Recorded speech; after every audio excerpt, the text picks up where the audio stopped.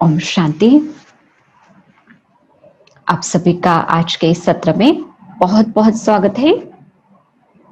कुछ सेकंड हम प्यारे बाबा की याद में खो जाते हैं और बाबा की याद से आज के इस सत्र का आरंभ करते हैं।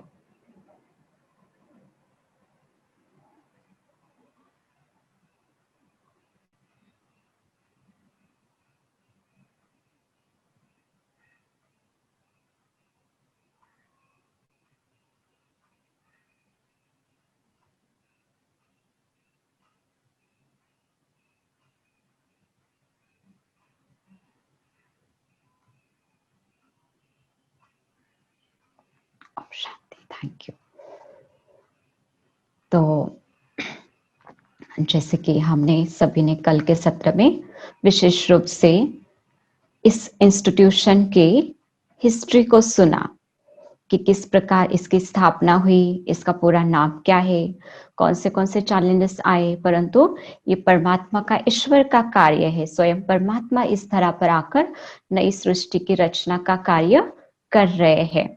तो उस बहुत सुंदर जर्नी को हमने जाना कि कैसे परमात्मा इस धरा पर आते हैं और किस प्रकार ब्रह्मा बाबा के तन का आधार लेकर हमें ये सत्य ज्ञान दे रहे हैं। और हम इतने समय से कुछ दिनों से जो ये ज्ञान सुन रहे हैं, हर किसी को अच्छा लग रहा है, ब्यूटीफुल लगता है।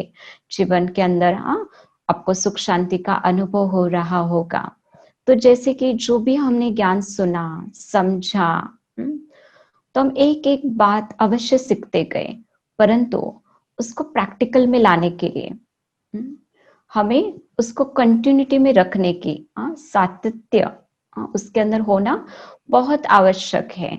क्योंकि मुझे एक दिन के लिए अच्छा नहीं बनना है, या 2 घंटे के लिए, 2 दिन के लिए अच्छा इंसान, अच्छा व्यक्ति नहीं बनना है, या एक दिन के लिए, 1 घंटे के लिए मुझे जीवन के अंदर सुख शांति नहीं चाहिए, परंतु मुझे मेरे जीवन के अंदर खुशी, सुख, शांति हमेशा के लिए चाहिए। तो हमेशा के लिए चाहिए तो उसके लिए मुझे कुछ एफर्ट्स करना होगा। जैसे कि हमने सीखा कि मेडिटेशन क्या है, कैसे हम परमात्मा के साथ योग लगाएं। तो जब हमने ये वो सत्र देखा था, उस समय विशेष रूप से देखा था कि योग जो है 1 घंटे का, 2 घंटे का योग नहीं है, परंतु आध्यात्मिकता एक जीवन जीने का तरीका हमें सिखाती है। तो हम कह सकते हैं कि हमारी जीवन शैली है। तो क्या हम अभी जो जीवन जी रहे हैं उसके अंदर हम कौन सी बातों को ऐड करें जो हमारा जीवन जो है योगी जीवन बन जाएगा और उसके अंदर एक सकारात्मक सुंदर परिवर्तन आएगा। हम एक बहुत गुणों से संपन्न व्यक्तित्व जो है हमारा बनता जाएगा। तो उसके लिए हम क्या करें? तो विशेष रूप से आज का जो सत्र है बहुत शॉर्ट टॉपिक है, बट बहुत बहुत इम्पोर्टेंट है। जैसे कि हम जानते हैं कोई भी बिल्डिंग होती है तो उसका फाउंडेशन बहुत इम्पोर्टेंट होता है, और साथ साथ उसके पिलर्स भी उतने ही मजबूत होना, स्ट्रांग होना आवश्यक होता है। जैसे कि जब भी हम घर रिनोवेशन करते हैं या कोई भी चेंज उसके अंदर लाते हैं, तो हम कभी पिलर को नहीं तोड़ते, है ना। पिलर को रखते हुए जो भी थोड़ा बहुत रिनोवेशन करना है वो करते हैं। तो हमारे इस योगी जीवन के भी शुभ बाबा ने हमें कुछ मुख्य पिलर्स बताए हैं, कुछ धारणा बताए, कुछ स्तंभ बताए हैं कि वो स्तंभ हमारे जितने पावरफुल होते जाएंगे, जितना हम शक्तिशाली बनाते जाएंगे, उतना क्या होगा, हमारा योग जो है ईश्वर के साथ लगेगा। और जिससे कि कहा जाता है कर्म योग, हमने राजयोग का देखा था, उस समय हमने देखा था कि ये कर्म योग है, ये बुद्धि का योग है जो हमें निरंतर करते रहना है। जैसे कि आपने घर पे भी अभ्यास किया होगा मेडिटेशन का, तो आपने देखा होगा कि 5 मिनट के लिए भी मेडिटेशन के लिए हम बैठते हैं तो हमारा मन जो है वो सारा और बातों में चला जाता है।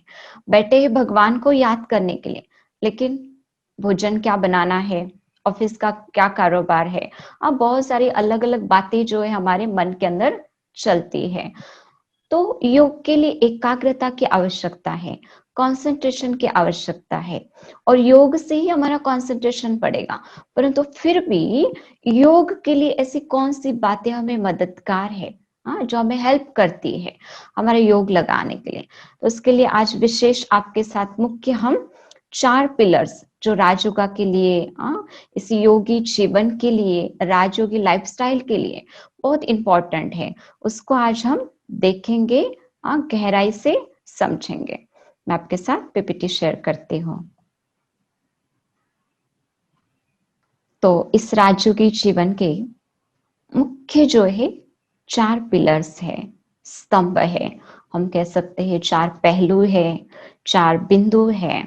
उसमें से पहला जो पिलर है, पहला बिंदु, वो है सत्संग, है ना। जैसे कि देखिए, आप 8-9 दिन से ज्ञान सुन रहे हैं, 1 घंटा ही हम सुन रहे हैं, थोड़ा बहुत समझते जा रहे हैं, फिर भी हमें अच्छा लग रहा है। जैसे कहा जाता है, संग तारे कुसंग बोले।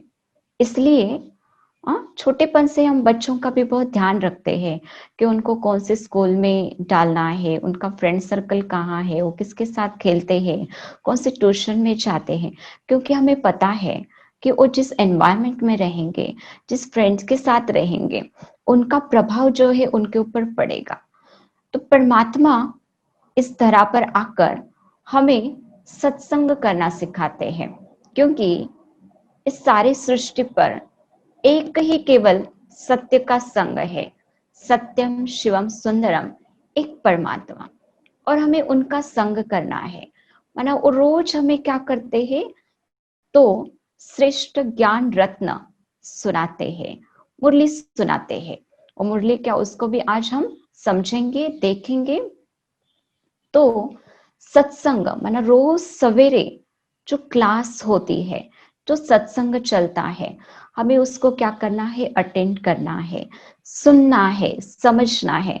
क्योंकि सवेरे सवेरे यदि मैं अपने मन को सकारात्मक फूड देती हूँ, सकारात्मक एलिवेटेड विचार थॉट्स देती हूँ, तो फिर सारा दिन मुझे क्या करना है, जो मैंने सुना है, जो समझा है, उसको प्रैक्टिकल में लाने की प्रैक्टिस करनी है। तो क्या होगा, सारा ही दिन जैसे में सत्संग में रहे। जैसे देखिए, हम घर जो है हर दिन क्लीन करते हैं, और केवल एक टाइम नहीं, कई बार तो हम 4-4 बार भी क्लीन करते हैं, झाड़ू लगाते हैं, पोछा लगाते हैं। और बहुत समय से, कह सकते हैं कई सालों से, मैंने मेरे मन को क्लीन नहीं किया है, साफ नहीं किया है। इसलिए आज क्या हो रहा है, वो अशांत है। जहां पर मैं उसे लगाना चाहूं, वहां पर वो लगता नहीं है, कंसंट्रेट नहीं होता है। मैं एक जगह पर लगाना चाहती हूँ, जाता है दूसरी जगह पर। छोटी छोटी बातों में इरिटेट हो जाता है, उसकी स्थिति अप एंड डाउन होती है। क्यों? क्योंकि बहुत समय से हमने एक तो उसको नेगेटिव फूड दिया है, बहुत सारी यहाँ वहां की बातें भर कर रखी है, औरों के गलत व्यवहार, गलत मान्यताएं, हमने बहुत कुछ किचड़ा मन के अंदर भर कर रखा है। तो ये जो सत्संग है, ये सत्संग क्या करता है, मन को क्लीन करने का कार्य करता है, मन को साफ करने का कार्य करता है। और केवल मैंने एक दिन ज्ञान सुना तो उससे मेरा मन सदा के लिए क्लीन नहीं होगा, साफ नहीं होगा। मुझे निरंतर क्या करना होगा, क्लीनिंग करते रहना होगा।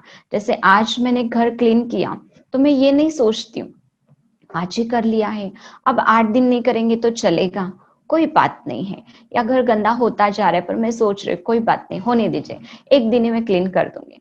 नहीं, हम डेली क्या करते हैं, क्लीन करते जाते हैं, शरीर को भी क्लीन करते जाते हैं। तो आवश्यकता है मन को भी क्लीन करने की। तो ये जो डेली सत्संग चलता है, हर ब्रह्मा कुमारी सेंटर पर मुरली सुनाई जाती है। तो ये मुरली माना क्या है, तो ये काट की मुरली नहीं है, जो आज तक हम सुनते आए हैं कि कृष्ण मुरली बजाता था और गोप गोपियां जो है अपनी सुध बुध भूल कर मुरली सुनने के लिए चली आती थी, सुध बुध भूल कर मुरली सुनती थी। तो ये काट की मुरली नहीं है, परंतु परम पिता शिव परमात्मा ब्रह्मा बाबा के तन में आकर हमें ज्ञान की मुरली सुनाते हैं, सत्य ज्ञान हमें देते हैं। वो इतनी मुरली मधुर है जो हमारे जीवन को परिवर्तन कर देती है, हमारे जीवन के अंदर सकारात्मक चेंज लाती है। ओ मुरली, माना हम बच्चों के लिए श्रीमत है। श्रीमत श्रेष्ठ मत, ऐसी मत जो मत सुनने से हम श्रेष्ठ बन जाते हैं, हमारे अंदर दिव्यता आती जाती है, हमारा जीवन ऊंचाई को प्राप्त करता है।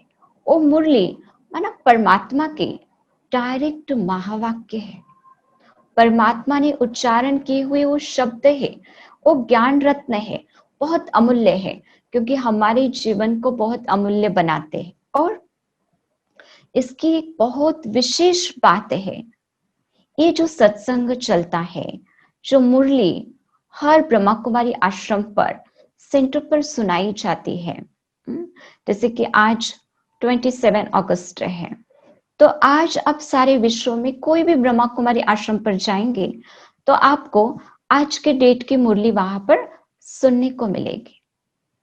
तो ये जो मुरली है हमारे हेडक्वार्टर से पोस्ट के थ्रू और आजकल साइंस के अलग अलग माध्यमों से हमें प्राप्त होती है। तो जब शिव बाबा ब्रह्मा बाबा के तन में आए और उन्होंने जो महावाक्य उच्चारण किए, उसको कहा जाता है साकार मुरली। जैसे हमने देखा कि वो मुरली को लिपिबद्ध किया गया है ना, उसको लिखा गया और वही फिर प्रिंट होकर क्या होती है, आज हमें मिलती है। तो ये साकार मुरली। और ब्रह्मा बाबा जाने के बाद जो हमने देखा कि वर्तमान में परमात्मा जो है दादी गुलजार जी के तन में आते हैं और उनके तन में आकर जो महावाक्यों का उच्चारण किया, उसको कहते अव्यक्त मुरली। साकार माना ब्रह्मा बाबा साकार में थे, वो साकार शरीर छोड़कर अव्यक्त हो गए, अभी व्यक्त में उनका तन नहीं है, तो दादी के तन में आते हैं तो अव्यक्त मुरली। तो ब्रह्मा बाबा शिव बाबा दोनों आते हैं, जिस कारण उसको कहा जाता है बाप दादा मिलन। हमने कल देखा कि बहुत ऑर्गेनाइज्ड प्रोग्राम रहता है बाप दादा मिलन, जो भी इस संस्था के साथ जुड़े हुए देश विदेश के भाई बहने हैं, हर कोई उस बाप दादा मिलन के लिए आते हैं। तो ये मुरली, इसके अंदर एक बहुत ही जादू है। ये परमात्मा का हर बच्चे के लिए जैसे कि एक पत्र है। और जैसे देखिए, आज यदि आपका बेटा कहीं बाहर पढ़ाई पढ़ रहा है और स्थान पर है और सिटी में है और वहां से आपको लेटर भेजता है, आप उसे रीड करते हैं, तो केवल आपको ये फीलिंग आएगी कि ये लेटर मेरे बेटे ने मेरे लिए लिखा है। उसको अगर हम पढ़ेंगे तो हमें वो फीलिंग नहीं आएगी ना कि मुझे लिखा है, नहीं, क्योंकि वो आपको लिखा है।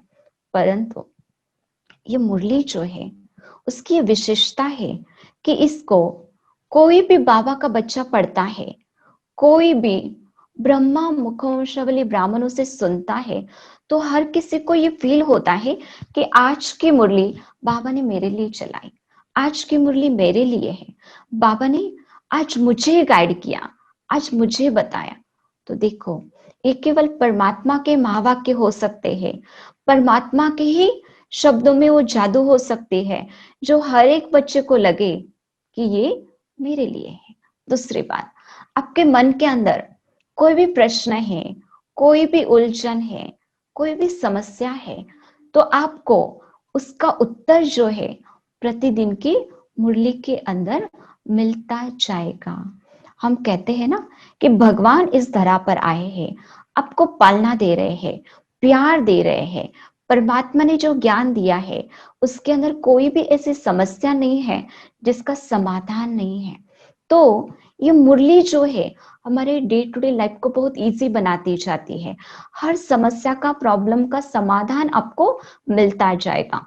और मुरली एक माध्यम है जिस आधार से शिव बाबा के साथ हमारा कनेक्शन होता जाता है,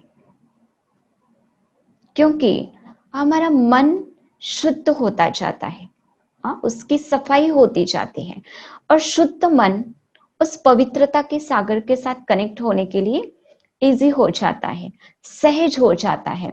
जैसे हम जानते हैं गाड़ी के अंदर पेट्रोल डाला जाता है, यदि उस जगह पर अगर डीजल डाला जाए तो नहीं चलेगा। जिसके लिए पेट्रोल की आवश्यकता है उसके अंदर पेट्रोल ही डालेंगे, जिसके अंदर डीजल की आवश्यकता है उसके अंदर डीजल ही डालेंगे। ये तो हो गई स्थूल, जो इस जमीन पर चलने वाली व्हीकल से। परंतु जैसे एरोप्लेन है तो उसके अंदर बहुत रिफाइंड क्वालिटी का ऑयल डाला जाता है, राइट। और उससे भी आगे रॉकेट, जो उससे भी ऊपर उड़ता है, उसके अंदर और भी रिफाइन, डबल रिफाइन जो चीज है, ऑयल का हो पेट्रोल का हो, वो डबल रिफाइंड यूज किया जाता है। और जो चीज हम उसके अंदर यूज करने वाले डालने के लिए, ऑयल का हो पेट्रोल का हो डीजल का हो, वो जितना रिफाइन होगा उसको बार बार चेक किया जाता है डालने से पहले। क्यों? क्योंकि उतना ऊपर उड़ना है। तो हमारे मन को भी हम क्या करते हैं, शिव बाबा के साथ जोड़ते हैं। शिव बाबा वो हाईएस्ट अथॉरिटी है। हम अपने मन बुद्धि को ऊपर ले जाते हैं, परम धाम में। हम है यहाँ पर, मैं आत्मा इस शरीर में विराजमान हूँ, परंतु मुझे मन बुद्धि से क्या करना है, ऊपर उड़ना है। तो मुझे भी ऊपर उड़ने के लिए मेरे मन के अंदर उतना रिफाइंड फूड, ऑयल, पेट्रोल डालना होगा। और वो पेट्रोल, वो ऑयल रिफाइंड क्वालिटी का, बहुत एलिवेटेड प्योर फॉर्म, वो है मुरली।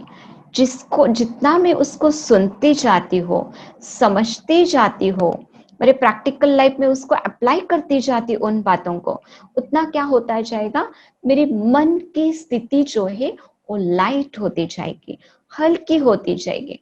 आज जो बातें मुझे बहुत मुश्किल अनुभव होती है, वो बातें मुझे इजी अनुभव होती जाएगी। मेरे प्रैक्टिकल लाइफ में बहुत इजीनेस आता जाएगा, क्योंकि मन शांत रहेगा, हल्का रहेगा। और कोई भी हल्की चीज जो होती है वो उड़ने में आसान हो जाती है।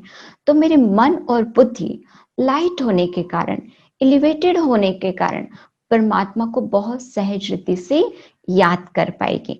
आज के समय मेरा मन बहुत सारी बातों से बोझिल हो गया है, तो मैं भले उसको लगाना चाहती हूँ परमात्मा की याद में, परंतु उतना ऊपर उड़ नहीं पाता है। या जहां मैं टिकाना चाहती हूँ वहां टिक नहीं पाता है, कंसंट्रेट नहीं हो पाता है, क्योंकि उसको आवश्यकता है राइट फूड की। और वो सकारात्मक विचार, एलिवेटेड विचार हमें मिलते हैं प्रतिदिन की मुरली से, जो सत्संग हर सेंटर पर चलता है। और जो भी वहां पर निमित्त बहने हैं वो सुनाते हैं। बाबा हमेशा हमें कहते हैं कि जो सुना रहा है उसको नहीं देखना है, परंतु ये ज्ञान किसका है, किसके ये महावाक्य है, हमेशा ये स्मृति रखनी है कि मैं परमपिता शुभ परमात्मा के महावाक्य सुन रही हूँ, मुरली सुन रही हूँ।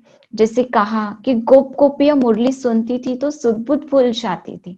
तो मुरली सुनते सुनते, जैसे कि हम पहले चैप्टर से देखते आ रहे हैं, बाबा हमेशा फोकस करते हैं सोल कॉन्शियस होने के ऊपर। आत्माभिमानी होना है, अपने आप को याद दिलाना है मैं कौन हूं। तो ये मुरली जो है ना, हमारी उस स्थिति को बनाती जाती है।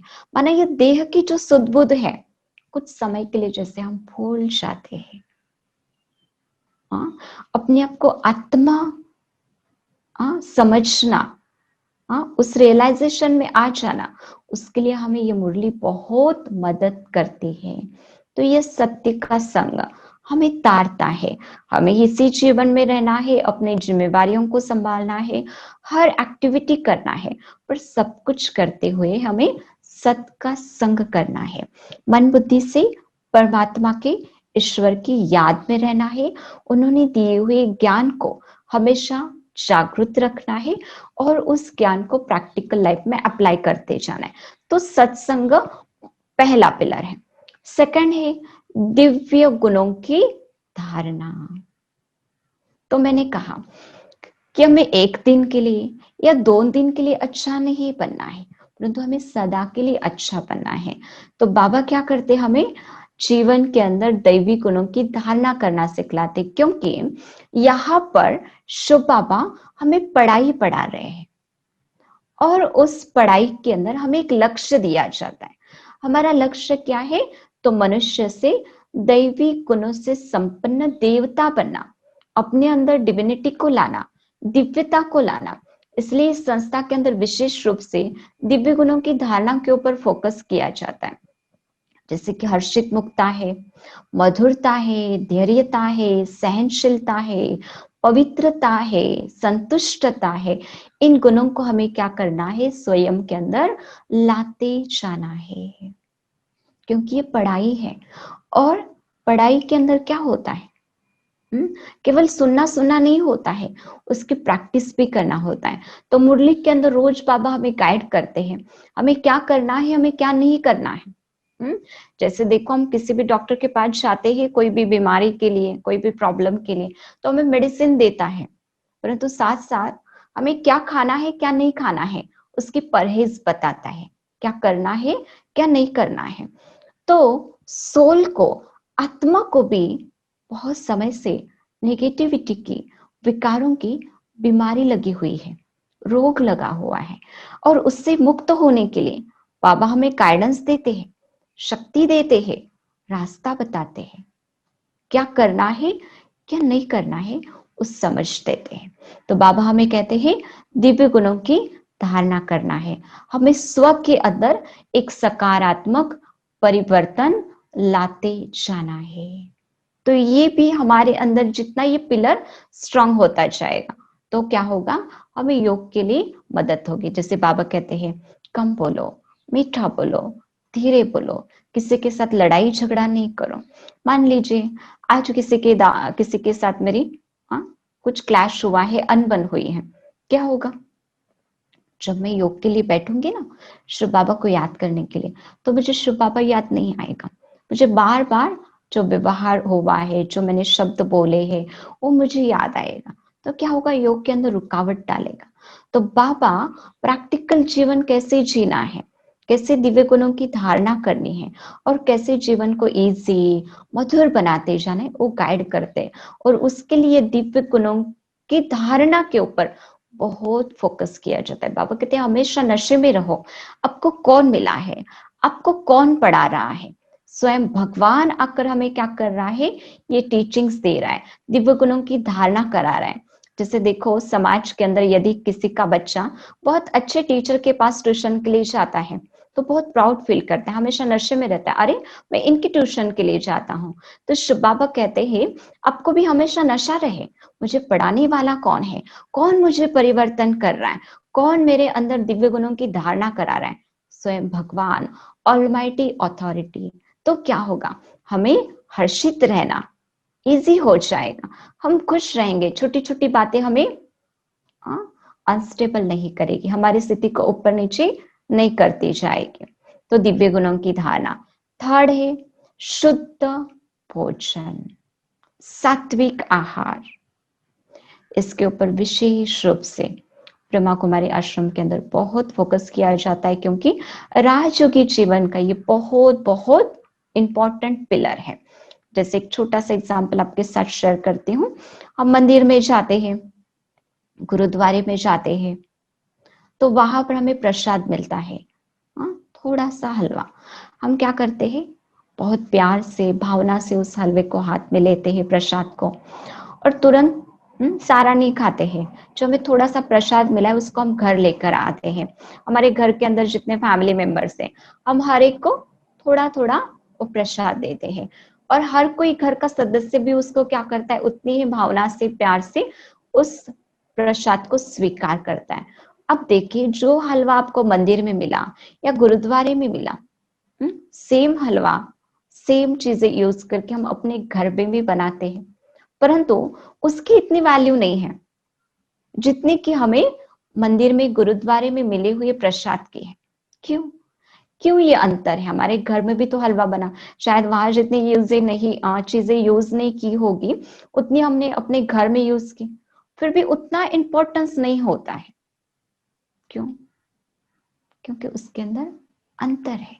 क्या अंतर है, तो जैसे देखिए जब वो हलवा बनाने के लिए, प्रसाद बनाने के लिए जो व्यक्ति वो चीजें लेने के लिए जा रहा था, उसके मन के अंदर क्या भावना थी, मैं भगवान का प्रसाद बनाने के लिए सामान साहित्य लेकर जा रहा हूं, तो बहुत भावना से प्यार से वो सामान लेकर आया।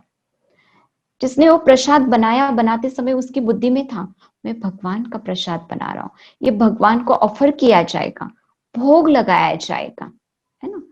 तो उस भावना से बनाया, फिर ऑफर किया गया वो भगवान को, नैवेद्य दिखाया गया। उसके बाद जो प्रसाद बांटने वाला है उसके अंदर भी क्या थॉट है, मैं ईश्वर का प्रसाद दे रहा हूं, भगवान का प्रसाद दे रहा हूं। देने वाले ने भी बहुत सुंदर श्रेष्ठ विचार में दिया, लेने वाले ने भी उतने ही सुंदर भावना से प्यार से उसे अपने हाथ में लिया, स्वीकार किया। हर जगह पर एनर्जी बहुत लिमिटेड है, शक्तिशाली है।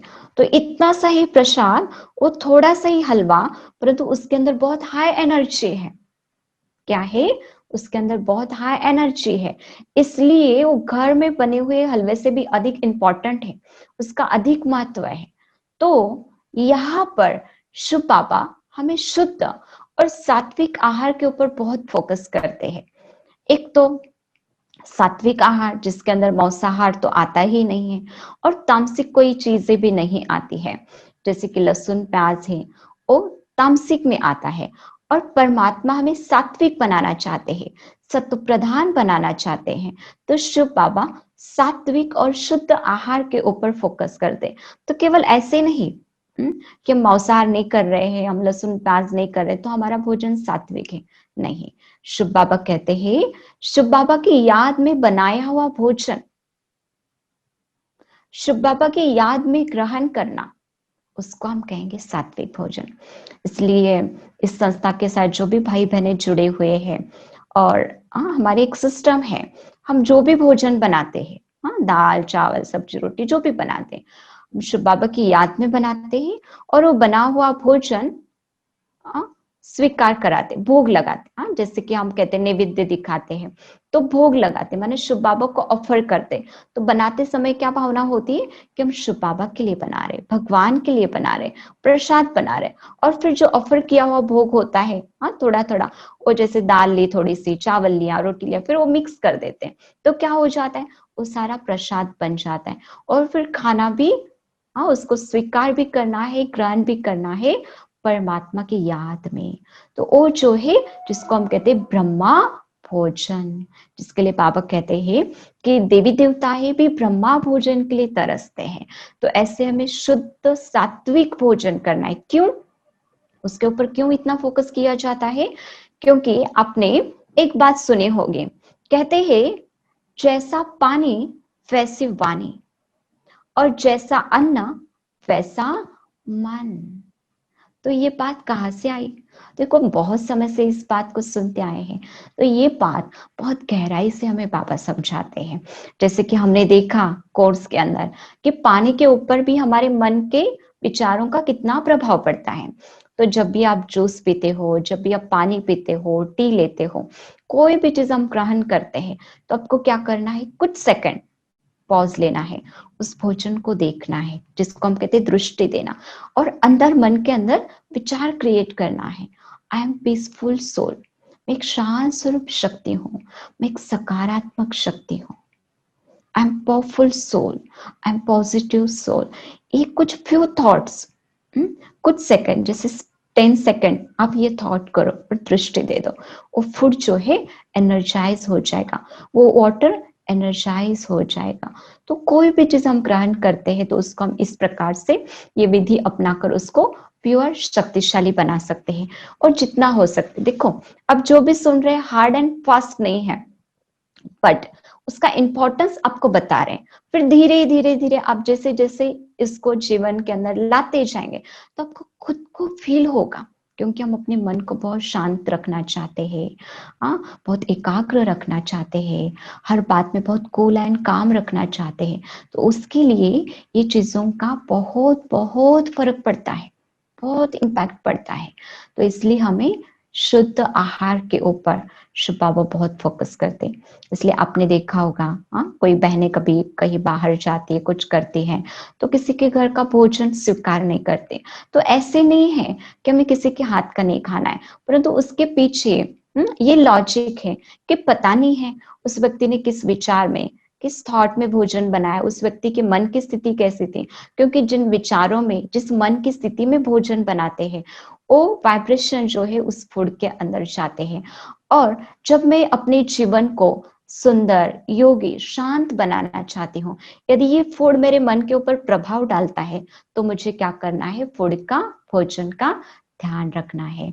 तो शुद्ध आहार, सात्विक भोजन हमें क्या करना है, स्वीकार करना है। वो मेरे मन को शांत बनने के लिए, शीतल बनने के लिए, शुभ बाबा के साथ कनेक्ट होने के लिए एक माध्यम बनेगा, मदद करेगा। तो ये भी एक इंपॉर्टेंट पिलर है। और लास्ट है फोर्थ, ब्रह्मचर्य, पवित्रता। तो देखिए यहाँ पर केवल शारीरिक पवित्रता की बात नहीं है, परंतु शिव बाबा हमें मन, वचन और कर्म की पवित्रता सिखलाते। क्योंकि इस संस्था के अंदर शिव बाबा जो है हमें क्या करते हैं, कहा, पढ़ाई पढ़ाते हैं, एक सुंदर लक्ष्य देते हैं कि मनुष्य से मुझे दैवी गुणों से संपन्न देवात्मा बनना है। तो देवात्माएं कैसे होते हैं, पवित्र होते हैं, संपूर्ण निर्विकारी होते हैं। और शिव बाबा पवित्रता का सागर है, एवो प्योर है। तो पढ़ाई पढ़ने के लिए जैसे कि हम देखते हैं, पहले के समय में गुरुकुल होते थे, वहां पर बच्चों को डाला जाता था। और पवित्रता जो पढ़ाई जो है हमेशा ब्रह्मचर्य में पढ़ी जाती है। आजकल देखो लाइफस्टाइल अलग हो गई है, परंतु पहले के समय में हमेशा ब्रह्मचर्य का जीवन जब तक है तब तक जो है पढ़ाई पढ़ते थे। क्योंकि ये ब्रह्मचर्य जो है हमारे बुद्धि को बहुत सात्विक बनाता है, शुद्ध बनाता है। जो हमारी शक्ति है वो ऊपर की दिशा में कार्य करती है और हमारी बुद्धि को बहुत सुंदर और शक्तिशाली बनाती, पवित्र बनाती है। तो जो भी परमात्मा हमें बताते हैं जीवन के अंदर धारणा करना, वो हमें बहुत आसान हो जाता है, इजी हो जाता है। इसलिए भी ब्रह्मचर्य के ऊपर जो है फोकस किया जाता है। क्योंकि हमें यदि मन के अंदर गलत विचार आते हैं, बुरे विचार आते हैं, तो उसको भी शिव बाबा कहते हैं अपवित्रता है। तो हमें मनसा की भी पवित्रता को अपनाना है। फिर बाबा कहते किसी को हमने कड़वे शब्द बोले, बुरे वचन बोले, जो किसी को दुख मिला, तो वचन से दुख देना, तो वो भी क्या है, अपवित्रता है। तो बाबा हमें बोल के पवित्रता के ऊपर भी अटेंशन दिलाते। बाबा कहते यदि आपको बोलना ही है तो अच्छा बोलो, मधुर बोल बोलो, नहीं तो चुप रहना अच्छा है। इसलिए संस्था का एक स्लोगन है, कम बोलो, धीरे बोलो, मीठा बोलो। तो बोल के ऊपर भी अटेंशन दिलाते। और कर्म, बाबा कहते हर कर्म हमारा सुखदायी हो और उनको सुख दे, खुशी दे, ऐसे कर्म हमें करने। तो मन, वचन, कर्म की हमें पवित्रता सिखलाते। तो उसके अंदर एक छोटा सा सब्जेक्ट आता है ब्रह्मचर्य। क्योंकि हमारी तन की पवित्रता, हमारे मन की पवित्रता बढ़ाने के लिए हमें जो है मदद करती है। तो राजयोग के इस प्रकार जो है इस जीवन के मुख्य ये 4 पिलर से स्तंभ है, सत्संग, दैवी गुणों की धारणा, शुद्ध आहार और ब्रह्मचर्य। ये पिलर्स हम जितने स्ट्रॉन्ग करते जाते हैं, शक्तिशाली बनाते जाते हैं, तो हमारी जो है योग की अवस्था जो है वो बढ़ती जाती है। जैसे कि आपने पिक्चर के अंदर देखा था कि एक व्यक्ति जो है योग के लिए, साधना के लिए बैठा हुआ है और उसका योग जो है परमात्मा के साथ लगा हुआ है और उसको परमात्मा से क्या हो रही है, शक्ति प्राप्त हो रही है। तो परमात्मा से शक्ति प्राप्त होने के लिए, करने के लिए परमात्मा के साथ जुड़ना आवश्यक है। और वो कनेक्शन के लिए ये राजयोग के जो 4 पिलर्स हमने देखे वो बहुत बहुत मदद करते हैं। आधार है, स्तंभ है। तो हमें इसको क्या करना है, शक्तिशाली बनाते जाना है। और जरूरी नहीं है कि आज आपने सुना तो सारी धारणाएं आपके अंदर आती गई, परंतु यदि आप अपने इस जीवन में मुरली के ऊपर ध्यान देते हो, डेली सत्संग करते हो, मुरली सुनते हो, तो धीरे धीरे क्या होगा, जो चीजें आज आपको डिफिकल्ट लग रही है वो मुरली के आधार से आपके मन और बुद्धि के अंदर, आपके जीवन के अंदर शक्ति आती जाएगी। और वो जो बल है आपको हर धारणा इजीली कराता जाएगा, आसान होता जाएगा। जो बात आपको आज डिफिकल्ट लग रही है, कल आपको इजी लगेगी, उसका और भी गहराई से आपको इंपॉर्टेंस पता चलता जाएगा। धीरे धीरे। हाँ, आज आपको लगेगा कि अरे ये तो बहुत टफ है, ऐसे कैसे करें, परंतु शिव बाबा बता रहे हैं हर चीज बहुत आसान है। भगवान इस तरह पर आकर वही नॉलेज देते हैं जो बच्चे अप्लाई कर सकते हैं, वो पढ़ाई पढ़ सकते हैं। तो जैसे कि हमने देखा साकार मुरली, ब्रह्मा बाबा के तन में आकर जो परमात्मा ने महावाक्य उच्चारे, तो 63 से लेकर 69 तक के जो ये फ्यू इयर्स है, उस साल की मुरलीज की कॉपीज है, जो आज क्या हो रही है, रिवाइज कोर्स के रूप में हम उसे पढ़ रहे हैं। और आज भी वो लगता है कि प्रैक्टिकल टाइम के लिए, एट प्रेजेंट टाइम के लिए बहुत यूजफुल है, हमारे लिए है। और ब्रह्मा बाबा अव्यक्त होने के बाद आज के समय में ये जो दादी गुलजार जी है, उनके तन में आकर जो महावाक्य उच्चारे जाते हैं, इसको कहते अव्यक्त मुरली, जो 69 से स्टार्ट होती है, आज तक भी अव्यक्त मुरली चल रही है। मैं समझती हूँ आपको काफी क्लैरिटी आई होगी। ये जो पिलर्स है, उसका महत्व आपने समझा होगा। तो कोई हार्ड एंड फास्ट नहीं है कि आज का आज ही करना है, परंतु धीरे धीरे आपके अंदर वो सात्विकता आती जाएगी, और भी गहराई से जैसे जैसे आपके अंदर वो आध्यात्मिक मैच्योरिटी आती जाएगी, उतना डीपली आप हर एक बात का, हर एक पिलर का और भी गहराई से कनेक्शन जो है वो समझते जाएंगे। अभी मैं आपको अनम्यूट करती हूँ। यदि किसी को कोई क्वेश्चन है, कुछ पूछना है, आपको कुछ इंटरेक्शन करना है, तो आप कर सकते हैं।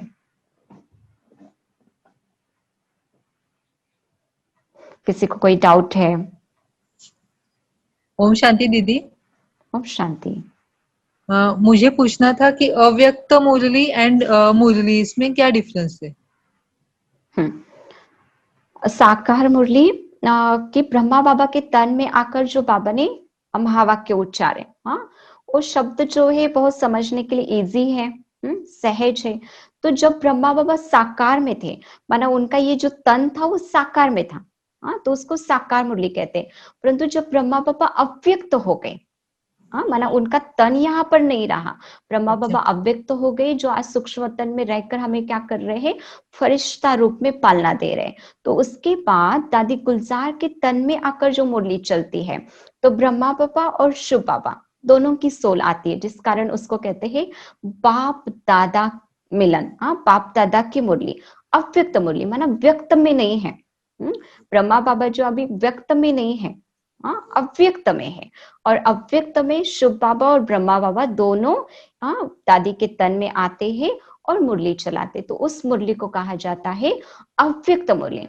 आप जब कभी अव्यक्त मुरली सुनेंगे, समझेंगे, तो आपको पता चलेगा कि अव्यक्त मुरली का एक एक लाइन जो होता है, उसके अंदर बहुत गहरा राज समाया होता है।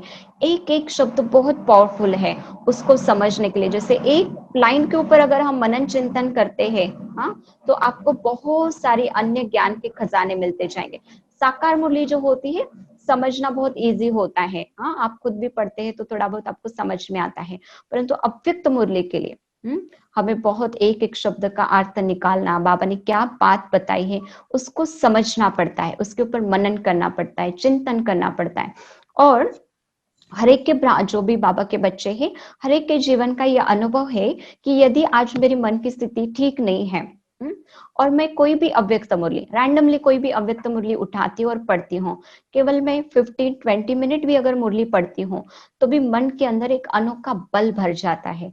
उस शब्द के अंदर, महावाक्यों के अंदर इतनी ताकत है कि तुरंत ही हमारा मन जो है उस वातावरण से, उस नीचे वाली स्थिति से ऊपर आ जाता है और शक्तिशाली बन जाता है। तो अव्यक्त मुरली जो है बहुत ही शक्तिशाली, उसके अंदर बहुत ही ताकत है। और अव्यक्त इसलिए क्योंकि ब्रह्मा बाबा जो है साकार में नहीं है, तो ये डिफरेंस है। आई होप आपको क्लियर है। हाँ दीदी, थैंक यू सो मच।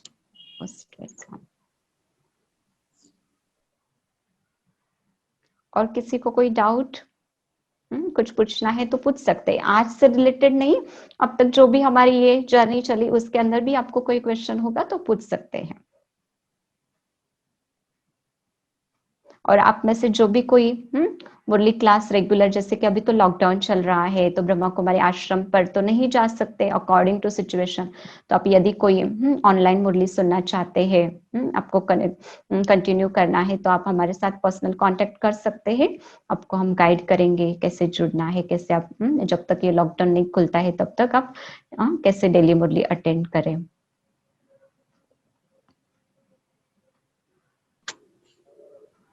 जी दीदी, जी उषा दीदी का जो मुरली है वो मैं डेली सुनती हूँ, तो वो ठीक है यूट्यूब पे? हाँ, यस यस, एकदम ठीक है, वेरी गुड। परंतु जैसे कि कई बार ऐसे होता होगा, वहां पर आप एक दूसरे को क्वेश्चन आंसर नहीं कर सकते हो ना, नहीं कर आपको पाते कोई हैं। शब्द नहीं समझ में आया, हाँ, कोई महावाक्य नहीं समझ में आया, तो फिर आप वहां पर नहीं पूछ सकते। तो जैसे कि ऑनलाइन जो लाइव क्लास चल रहे हैं, जहां पर आप इंटरेक्ट कर सकते हो, हाँ, तो उस ऑप्शन को भी आप चूज कर सकते हैं ताकि आपको इंटरेक्शन हो और क्लैरिटी आती जाए। बाकी हाँ, आप जो सुन रहे कर रहे हो तो बेस्ट है। यदि कोई सोर्स नहीं है तो हम जरूर कर सकते हैं। हाँ, ठीक है। ऑनलाइन क्लासेस के लिए मुझे आपसे ही मिलना पड़ेगा। हाँ जी, ठीक है, बाद हाँ, में। जो भी इंटरेस्टेड होंगे मैं उनको बताऊंगी, यस यस, क्योंकि अभी थैंक हम सभी भी हाँ लॉकडाउन में ऑनलाइन क्लासेस ले रहे हैं, तो यू। फिर टाइम आदि आपके साथ बात करके फिर आपको बता देंगे हम। हाँ, ठीक है। जी, और किसी को कोई क्वेश्चन?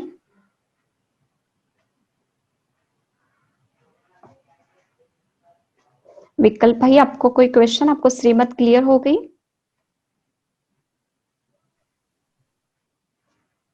नहीं सिस्टर, क्लियर नहीं हुई है, बट वो थोड़ा आपसे बात करेंगे।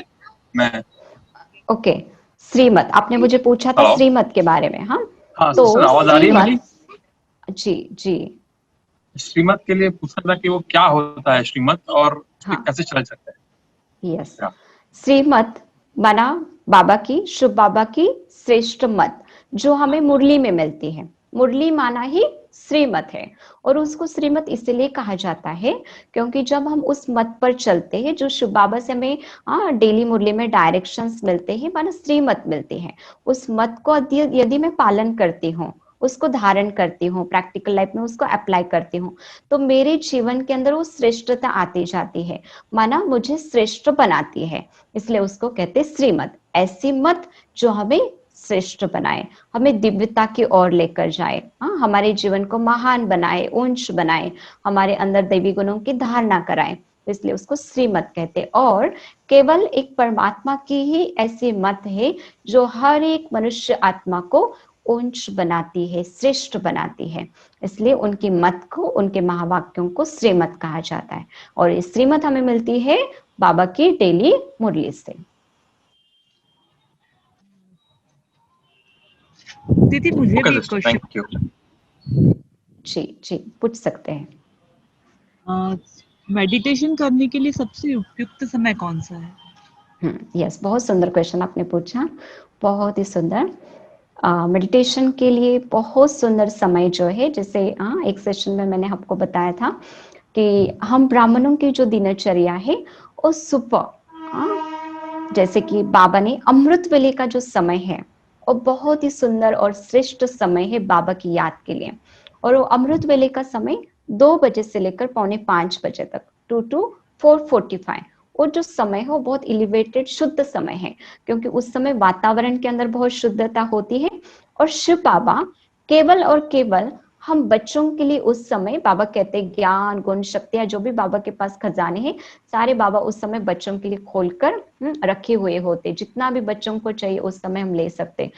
तो जैसे कि सुबह आप जब भी उठो, 4 बजे उठो, 4:15 बजे उठो, तो वो जो समय है सुबह उठकर कुछ समय, चलो अभी आपकी शुरुआत है तो बहुत ज्यादा नहीं, 1 घंटा 2 घंटा नहीं, परंतु स्टार्टिंग में जैसे कि 4 o'clock आप उठ गए, तो ज्यादा नहीं, 15 मिनट बैठिए, 20 मिनट बैठिए, और 20 मिनट बहुत शक्तिशाली पावरफुल बाबा के साथ योग लगाइए। जो यदि आप सुबह सुबह अमृत वेले के समय बाबा को याद करते हो, आप करके देखना, केवल एक ट्रायल करके, हाँ, एक एक्सपेरिमेंट करके, केवल 7 डेज ये चीज आप करके देखना, आपको आपको इतना अनुभव होगा, जो आपने सुबह सुबह बाबा के साथ योग लगाकर एनर्जी प्राप्त की, सारा दिन आपको एक अलग ही शक्ति की अनुभूति होगी। और जो भी बाबा डेली मुरली में बताते हैं डायरेक्शन, वो आपको बहुत इजी लगेगा उसको फॉलो करना, उस पर चलना, हर बात बहुत इजी लगेगी, क्योंकि सुबह सुबह हमने क्या की, शक्ति भर। बाकी हमें कर्मयोगी बनकर कर्म करना है, जो ट्रैफिक कंट्रोल के टाइमिंग से उसको भी फॉलो करना है, हर घंटे में भी कुछ सेकंड कुछ मिनट हमें बाबा को याद करना है। परंतु ये अमृत वेले का जो समय है, ये बेस्ट समय है बाबा को याद करना, योग लगाना। और जैसे दुनिया में भी कहते हैं ना कि पता नहीं आज सुबह मैंने किसका चेहरा देखा जो मेरा दिन अच्छा नहीं गया, तो देखिए हम ब्राह्मणों को बहुत अच्छा चांस मिल जाता है अपने दिन की शुरुआत भगवान के साथ करने के लिए। तो सुबह सुबह उठकर हम भगवान को मिले, भगवान के साथ बात करें, भगवान की शक्तियों को अपने अंदर भरे, तो सारा दिन हमें बहुत बहुत उसका बल, उसकी शक्ति और उसके साथ का एक निराला न्यारा अनुभव होगा। और जो भी छोटी छोटी बातें आती है ना, जो आज आपको फ्लक्चुएट कर रही है, परंतु जैसे जैसे आपका यह अमृत वेला योग का अभ्यास शक्तिशाली बनता जाएगा, तो आपको बातें इजीली फ्लक्चुएट नहीं करेगी। आप कुछ समय सोचेंगे, स्थिर रहेंगे, तो अमृत वेला का समय जो है बहुत अच्छा है। उस समय जरूर इस चीज को हम एक प्रैक्टिकल लाइफ में ला सकते हैं। Thank you. और जैसे कि नुमा शाम का समय भी है, हाँ, हर ब्रह्मा कुमारी सेंटर पर शाम को 6:30 से 7:30 का जो समय है, हर कोई योग करते हैं। और जैसे कि हर महीने का 3rd संडे जो होता है, जिसको हम कहते हैं इंटरनेशनल योगा डे, तो ये भी जो समय है हर महीने का 3रा रविवार शाम को 6:30 से 7:30, जिसको हम कहते हैं इंटरनेशनल योगा डे। तो उस दिन हम क्या करते हैं, विशेष रूप से जो भी संस्था के साथ जुड़े हुए भाई बहने हैं, और विशेष रूप से इस सारे सृष्टि के लिए मनसा सेवा करते हैं। जो भी दुखी अशांत मनुष्य आत्माएं हैं, जो भी करंट सिचुएशन है, तो उनको क्या करते हैं, श्रेष्ठ स्थिति बनाकर बाबा की याद से वो शुद्धता के, शांति के, पवित्रता के, खुशी के प्रकंपन फैलाते हैं। तो सेवा का समय है, तो वो योग भी जरूर आप अटेंड कर सकते हैं। जैसे धीरे धीरे आपको क्या करना है, आपके जीवन में योग को इंक्लूड करते जाना है।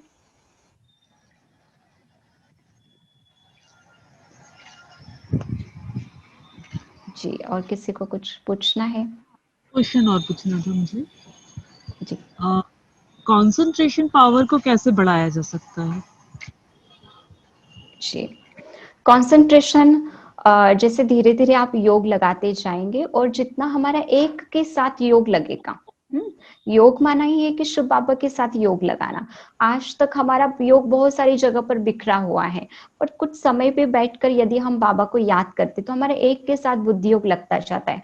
और वो एक के साथ बुद्धि योग जो लगता है, वो धीरे धीरे हमारे मन के अंदर, बुद्धि के अंदर वो कंसंट्रेशन पावर को लाता जाएगा। आपको फील होता जाएगा डे टू डे लाइफ में कि मेरी कंसंट्रेशन पावर जो है बढ़ती जा रही है, क्योंकि हमारा वो अभ्यास होता जा रहा है। जब मैं एक को याद कर रही हूँ, एक संबंध से याद कर रही हूँ, मन बुद्धि को एक स्थान पर केंद्रित कर रही हूँ, है ना, शक्तियां ले रही हूँ, तो धीरे धीरे आपके क्योंकि मन शांत होता जाता है। कंसंट्रेशन माना क्या है, मन की स्थिरता, बुद्धि की स्थिरता। और जितना हम बाबा को याद करते जाते हैं, हमारी मन बुद्धि स्थिर होती जाती है, तो हमारे अंदर जो है कंसंट्रेशन पावर ग्रो होती जाती है।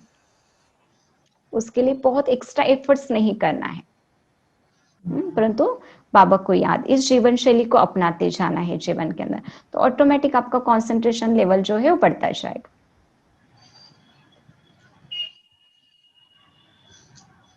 आई होप क्लियर है। यस। Thank you. और किसी को कोई क्वेश्चन? हमारे साथ सविता बहन भी जुड़े हुए हैं पुणे से, आई थिंक। आपको कोई क्वेश्चन है तो आप पूछ सकते हैं।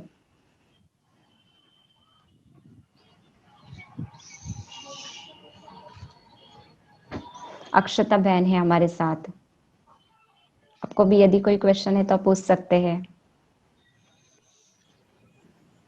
दीदी, फैमिली मेंबर्स को बताना हो ये कोर्स करने के लिए तो कैसे बताया जाए और क्या प्रोसेस है? उसके लिए जैसे कि आप उनके साथ पहले बात कर लीजिए, उनका टाइमिंग्स क्या है, और एक यदि ग्रुप होता है ना, एक छोटा सा भी यदि ग्रुप बन जाता है, तो फिर हम डिसाइड करके कर सकते हैं ऑनलाइन कोर्स इसी प्रकार। अच्छा, थैंक यू। हाँ, बट यदि ग्रुप होता है तो फिर इजी हो जाता है, एक साथ हम कई आत्माओं को सर्व कर सकते हैं नॉलेज। यस।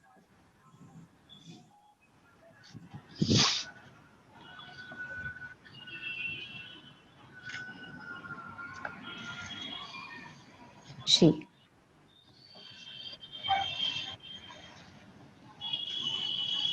तो आज का अभी किसी को कोई क्वेश्चन नहीं है, क्लियर है? हाँ दीदी, और clear. Thank you. Okay, most welcome. तो आज का वैसे कि हमारा राजयोग का कोर्स का ये अंतिम सत्र है, परंतु हमारी आध्यात्मिक यात्रा की ये सही शुरुआत है ना, रियल शुरुआत है। तो आप सभी को एक न्यू बिगिनिंग के लिए बहुत सारे बेस्ट विशेष, और जरूर आप आध्यात्मिक राह पर चलकर अपने जीवन को बहुत मधुर बनाएंगे, बहुत खुशहाल बनाएंगे, खुशी बांटते जाएंगे अपने जीवन के अंदर, ये आशा में रखती हूँ। अभी कुछ मिनट हम बाबा को याद करते हैं और बाबा की याद से आज इस सत्र को यही विराम देते हैं। और फिर भी यदि आपको कोई क्वेश्चन है जो आप ग्रुप में नहीं पूछ पाए, या कोई पर्सनल क्वेश्चन है, कोई बातें हैं, कोई प्रॉब्लम्स है, तो आप मेरे साथ जरूर पर्सनली भी शेयर कर सकते हैं। कोई भी बात है तो आप जब भी चाहे जरूर पूछ सकते हैं, गाइडेंस ले सकते हैं। और कैसे आप जहाँ पर रहते हो उसका नियरर एड्रेस आपको चाहिए ब्रह्मा कुमारी आश्रम का, तो भी आप हमसे ले सकते हैं, ताकि जब भी लॉकडाउन खुल जाएगा तो आप वहां पर इजीली जा सकेंगे और वहां से पालना लेकर अपनी इस आध्यात्मिक यात्रा को आगे बढ़ाना आपको इजी हो जाएगा। तो कुछ भी हो तो आप जरूर कांटेक्ट कर सकते हैं। चलिए अभी कुछ पल हम बाबा को याद करते हैं, बाबा की याद से विराम देते हैं।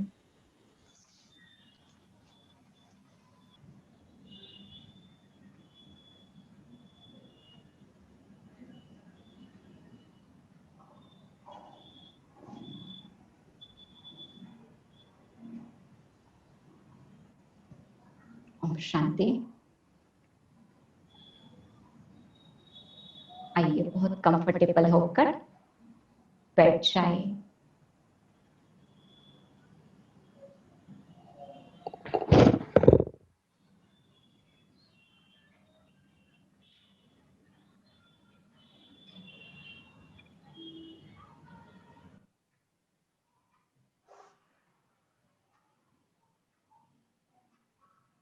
और देखें स्वयं को मस्तक के मध्य में चमकता हुआ मैं सितारा, प्यारे शिव बाबा की संतान।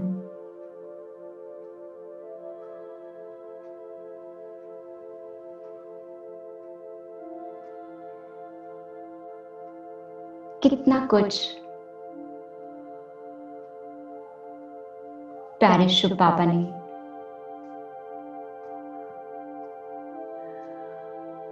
मुझे घर बैठे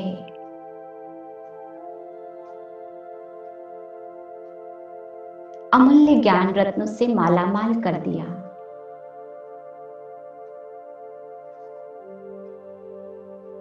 जीवन जीने की एक सही विधि समझाई।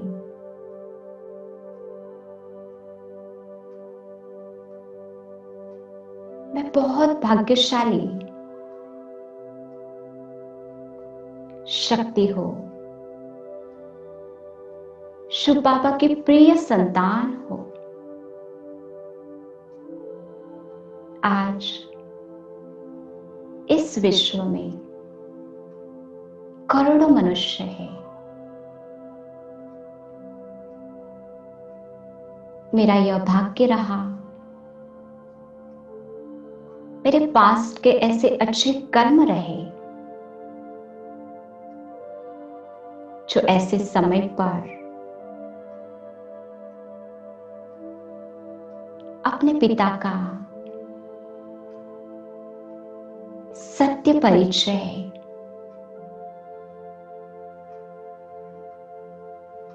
और उनके साथ का कनेक्शन मुझे प्राप्त हुआ।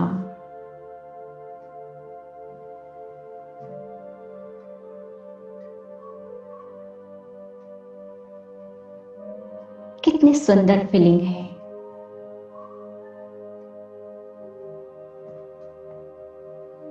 महसूस करें आपके सामने आपका प्यारा बाबा, शिव बाबा,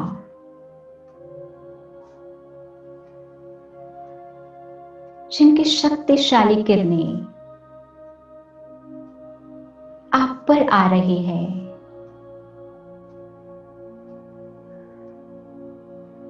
और आप उसकी पवित्र किरणों रूपी बाहों में एक बहुत ही सुखद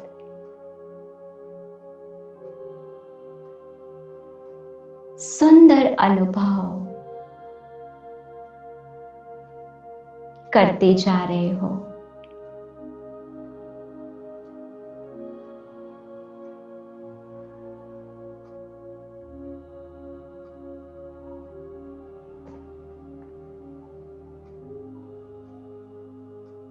बाबा से आ रही एक एक किरण आप सितारे में समाती जा रही है।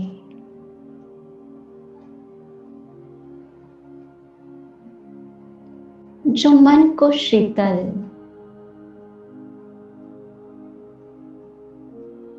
और बुद्धि को शुद्ध बना रही है।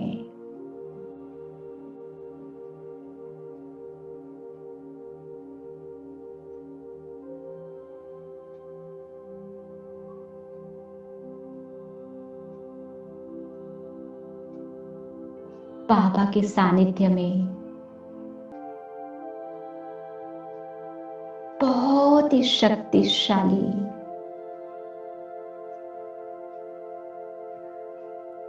अनुभव करते जाए।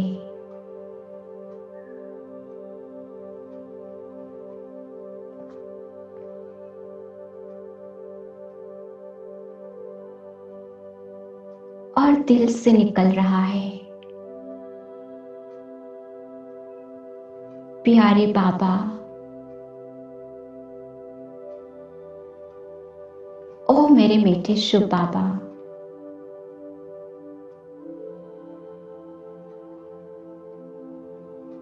आपका दिल से बहुत बहुत शुक्रिया।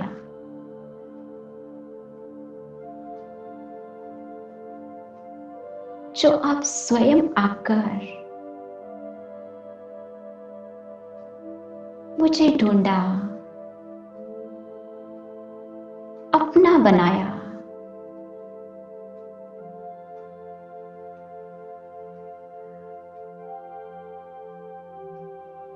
और सारे जीवन पट को ही सुगम बना रहे हो।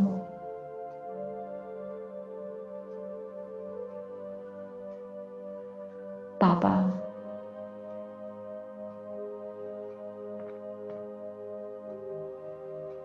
धन्यवाद आपका,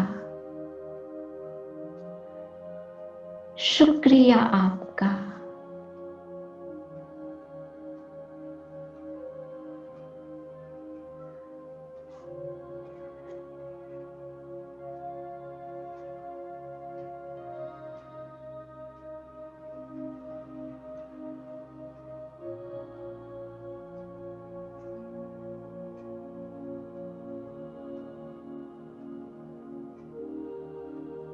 ओम शांति।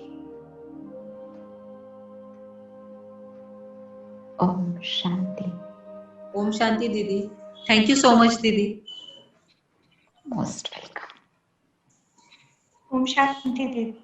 ओम शांति।